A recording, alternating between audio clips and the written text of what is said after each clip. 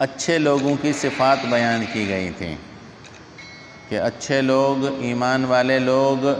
اللہ تعالیٰ سے کیے ہوئے وعدے کو پورا کرتے ہیں،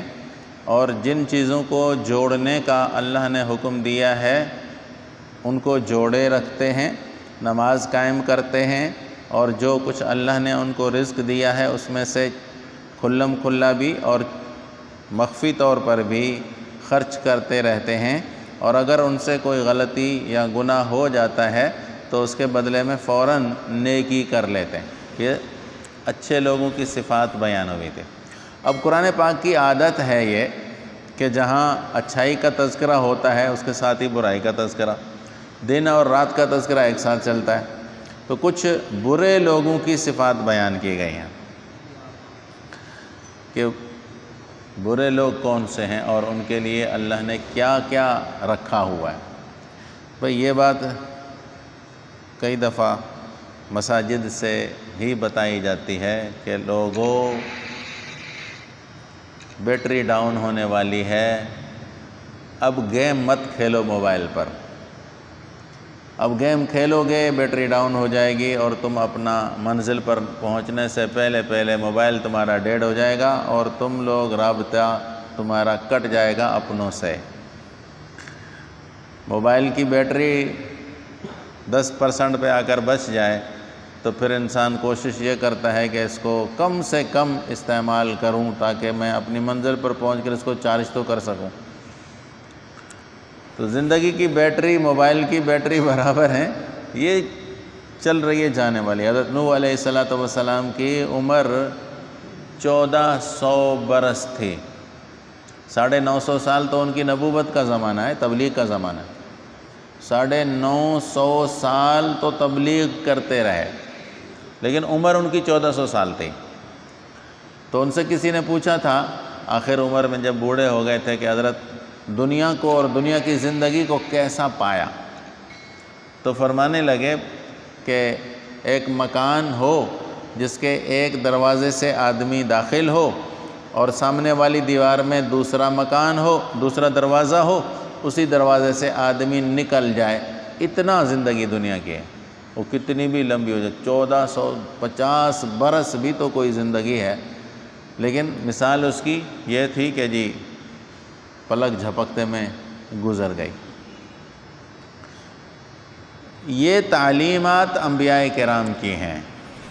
کہ لوگوں ایک مقصد لے کر آئے ہو، اس مقصد کو پورا کر کے جاؤ تو اصل زندگی تمہاری ہمیشہ کی آگے شروع ہونے والی ہے، یہ ہمیشہ کی نہیں ہے۔ یہاں کی نعمتوں پر اتراؤ مت، صحت پر اتراؤ مت، مال و دولت پر اتراؤ مت، کسی کا حق دباؤ مت، اللہ کے حقوق کو پورا کر کے دنیا سے جاؤ، اس مختصر زندگی کو گزار کر جاؤ تو پھر ہمیشہ کے مزے۔ حضرت علی رضی اللہ تعالیٰ عنہ سے ایک آدمی نے پوچھا تھا کہ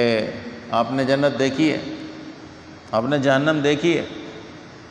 کہ اتنا بچ کر احتیاط سے زندگی گزارتے ہو، کوئی دیکھ کر آئے ہو؟ تو فرمانے لگے کہ دنیا کی زندگی آپ کی بھی گزر رہی ہے کفر میں، میری بھی گزر رہی ہے ایمان، دونوں کی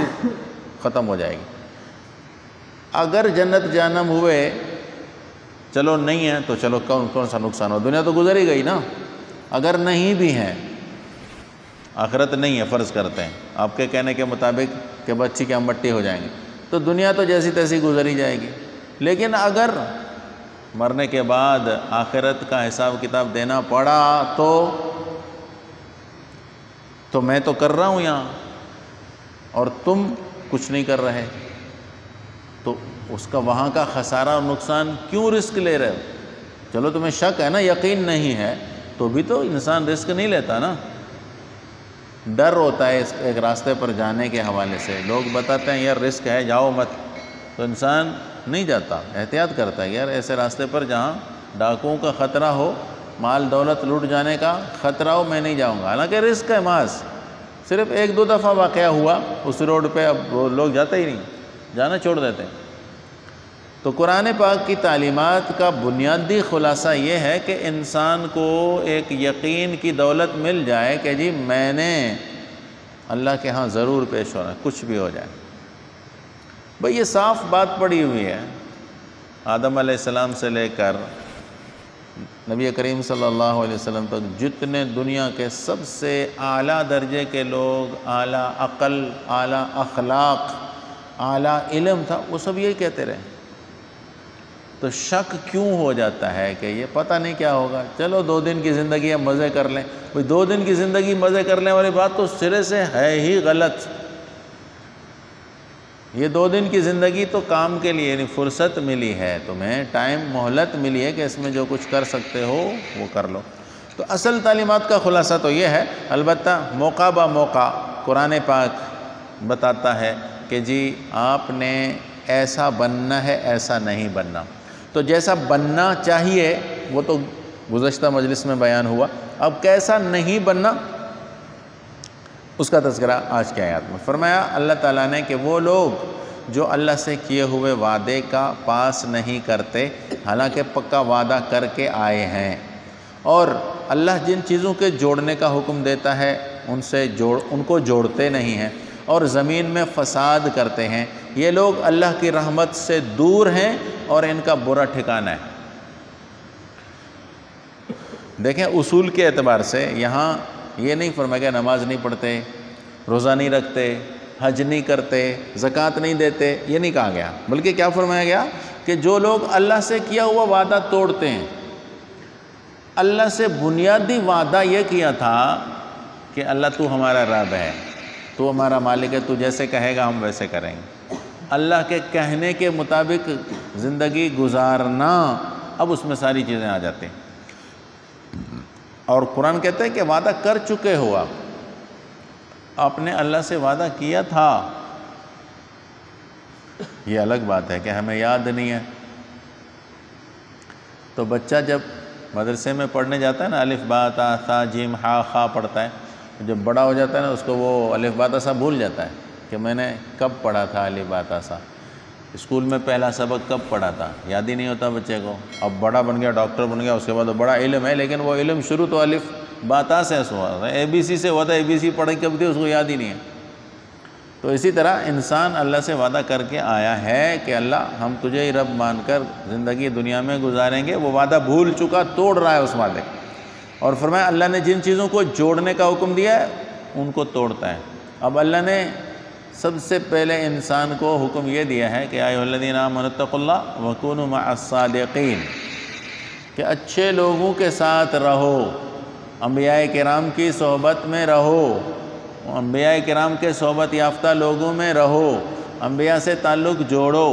صلحاء اور نیک لوگوں سے تعلق جوڑو، مساجد سے تعلق جوڑو، اپنوں رشتہ داروں سے جوڑو۔ جوڑنے کے بہت سارے حکم ہیں، تو جڑتے نہیں ہیں، توڑ کر رکھتے ہیں۔ مسجد کے قریب نہیں آتے، نیک لوگوں کی مجلس میں نہیں بیٹھتے، نیک لوگوں کی زندگی کا مطالعہ نہیں کرتے، رشتہ داروں سے نہیں ملتے، رشتہ داروں کو تو چھوڑیں، ماں باپ کو چھوڑ دیا، اپنوں کو، بھائی بھائی کا دشمن، اولاد باپ کے مال پر نظر رکھ کر یہ سوچتی بیٹھی ہو رہی ہے کہ کب مرے گا تو ہم آزاد ہو جائیں اپنی مرضی سے، صبح کو سوتے رہیں، ہمیں فجر کو کوئی نہ جگایا کرے،